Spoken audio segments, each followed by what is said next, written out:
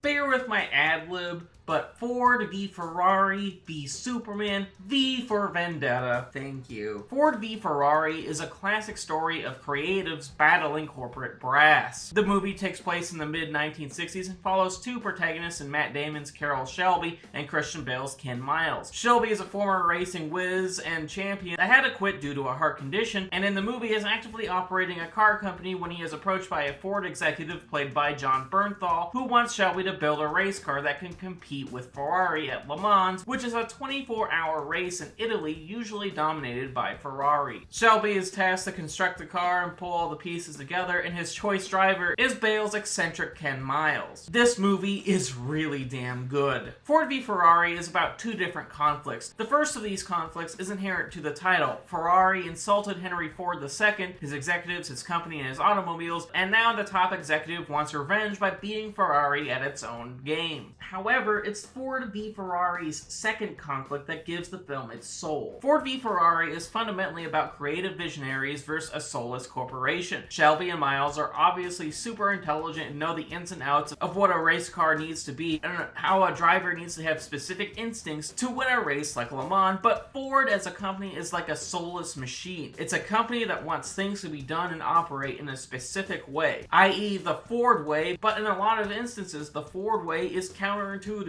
to the company's desire to also win at Le Mans and beat Ferrari. Surprisingly, a lot of the drama comes less from Ferrari and more from like this battle between the two parts of Ford, the Shelby and the Miles racing team, and Ford's asshole-ish marketing department. These conflicts allow the performances in the movie to shine. Make no mistake, Damon and Bale are lights out here. Damon's Shelby is a man who's pulling his punches for his own health and safety, even though it hurts his own psyche, and he perfectly complements Bale's driving wonderkind, who is a bit hard to work with. Together they're like fireworks and make for some really great cinema. Another entertaining aspect of the movie are the races themselves, which are thrilling. Races aren't that prominent in the movie until the back half of the film, but when the competitions happen, they are exhilarating to watch. During the races, Ford v Ferrari captures a crucial aspect of car films, and that cars are metal death machines that can spiral out of control in a moment's notice. They're dangerous, and the film reflects this. The intense racing sequences highlight the importance of Shelby's and Miles' racing expertise. Despite the Ford company's desire to do things the quote-unquote Ford way,